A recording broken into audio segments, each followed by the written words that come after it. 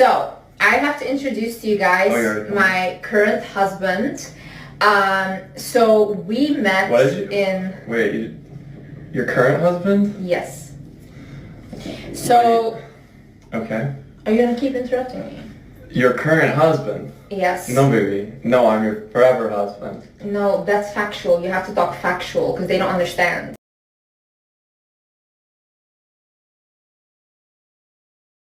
What is the hardest part of marriage life? Do you want to go first? Yeah, sure. I think the hardest part of marriage, two things that come to mind. As I said at the beginning, you have to learn how to grow with somebody. And no couple is 100% compatible. There's a story I heard from Steve Jobs early in the day. Early in his life, he had a mentor that took him to some garage and put these really sharp and rugged rocks into this rock machine. It's a rock polisher. And the guy takes these rocks, he throws them in, he puts the lid on, he turns the machine on, and then for 72 hours, there's this loud, rugged banging and the rocks are slamming against each other. And it's a 72-hour process where at the end of that process, you open the lid up, the machine turns off, and you see that these rocks are perfectly smooth. And they're smooth with each other, they're compatible. Yeah. I think for me, the hardest part about marriage is honestly living with someone, like especially a man. Are you saying I'm hard to live with? No, I told you this, the reason why I never wanted to get married was because I don't want like someone constantly around me. I love my alone space.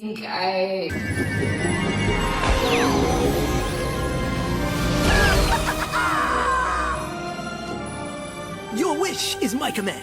Shabilly! Space. I like really can connect with myself a lot when I am alone. So sometimes, like even when we're living together, I really missed living alone because so much space for myself. That's the hardest part for me. Is wanting more alone space. Oh, say less. Then like the second I'm gone, you're like, oh my God, I miss you so much. Where Yeah, are you? of course. I think also we both work from home. Normal couple goes to work, you know, and like 9 to 5, and then they see each other in the evening or something. But we see each other a lot. Like, well, we're also homebodies.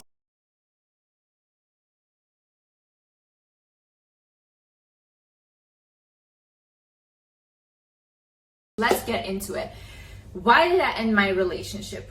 First of all, I was way too comfortable in the relationship, and I posted about this on TikTok, and I said that I was way too comfortable, and then everybody was like, oh my God, you're so toxic, isn't that good being comfortable, blah blah blah.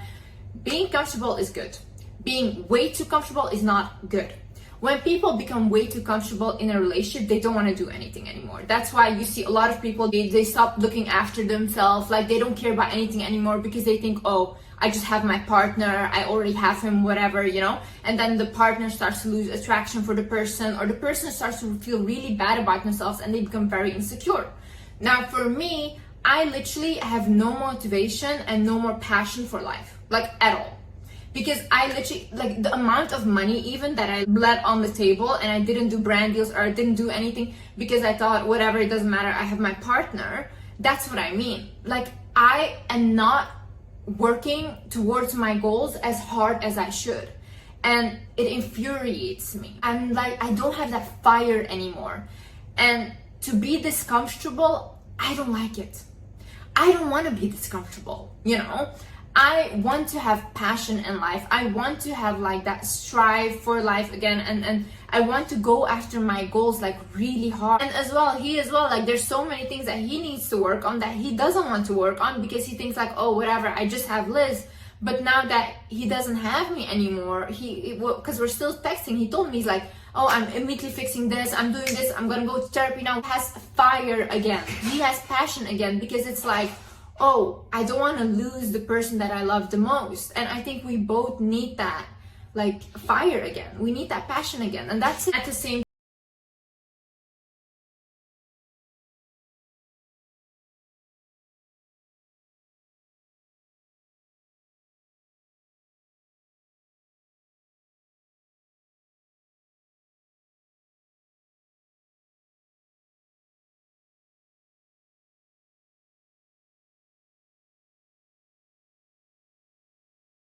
time, my partner, my ex-partner, is the kind of person, he doesn't have friends. Like, he's very antisocial.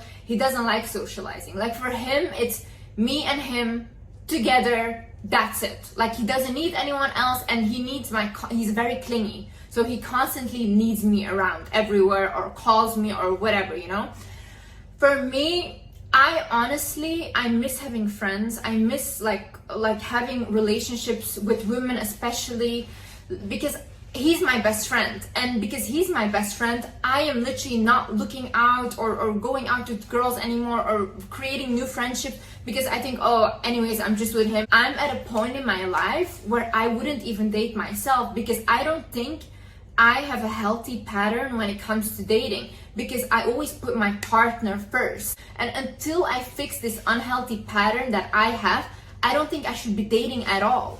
Like, I should be the kind of person that does my own thing, and the person that's in my life should just add value. But he shouldn't influence what I do in my life. Like, I should still have my hobbies, I should still have my friendships, and I shouldn't be isolated with one person. This is unhealthy. It's not that he's telling me to not go out with friends or not do these things, but it's like, because he doesn't do it and he doesn't have friends, when I go even like to a restaurant with my friends, I feel bad because I'm like, oh, he's sitting at home, like he's not doing, like, it makes me feel bad. So for me, honestly, right now, I don't want to date anyone. I want to date myself. I just want to be single for a while. I want to date myself, and I want to get to know myself again, because I feel like I focused my energy so much on my partner that I neglected myself. I neglected my soul. I didn't neglect what is inside is me, and I don't feel connected to myself anymore. And I hate that feeling. I know it's not his fault, but it is mine, because for me, it's like I keep dragging it on because I think like, oh, we'll get better, and it doesn't, because I have issues in myself that I still need to fix and still need to work on,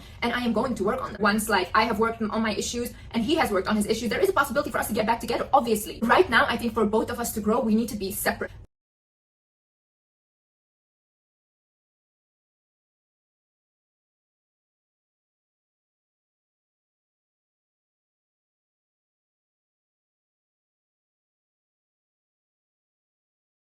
I became so anxious as well, like in public, that even when I go to the mall, I call him and I'm constantly on the phone with him because I don't want to walk by myself. Meanwhile, before this relationship, I used to travel alone. I miss myself. Like, I really miss myself. And I just want to know again what it's like to have that connection with myself, to not feel weird when I'm alone out in public, when I'm going alone to a restaurant or whatever. I want to have that connection back with myself. I want to think like, okay, Liz, what are we gonna do together, you and me? And I just believe that everyone that comes in your life comes into your life for a reason. There is no one, and we're souls on earth are literally here to evolve and to learn. And we learn through relationships, we learn through our parents, we learn through our traumas, we learn through our heartbreaks.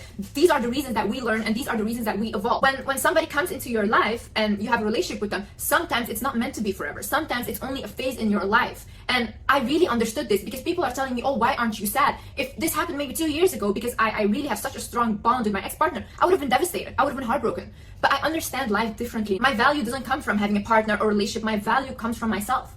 I need to be whole by myself. And then when the person comes in, he will be whole as well. So anyone that I attract right now into my life or start dating will be a reflection of me. I was reading this book, it's Many Lives, Many Masters. The book basically had a quote where it said like, you have reached true consciousness when you realize that the relationship you have is your own soul looking back at you. And this is so true. If you look at your relationships, with like, even if it's your friend or your partner, they are mirroring you. Every guy that comes into my life, that they will be just a reflection of me. So I don't want to date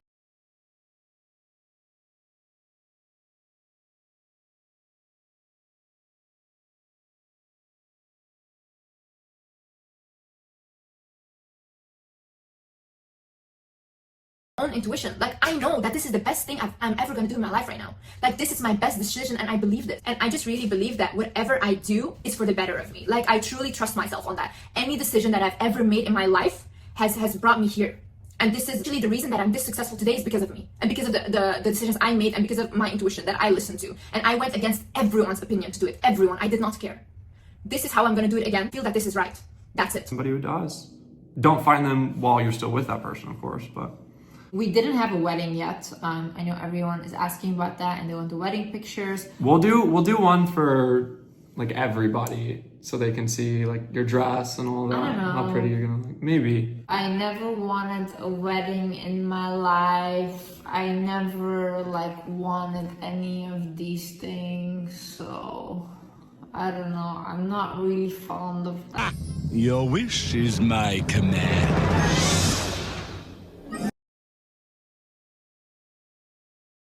Physically abused by my father. And I saw my mother get abused, so it was like a very, very traumatic childhood. And it's funny, like when my father decided to cheat on my mother, that was like the happiest day of me and my siblings. 'Cause we were like that monsters leaving our house. We were so happy.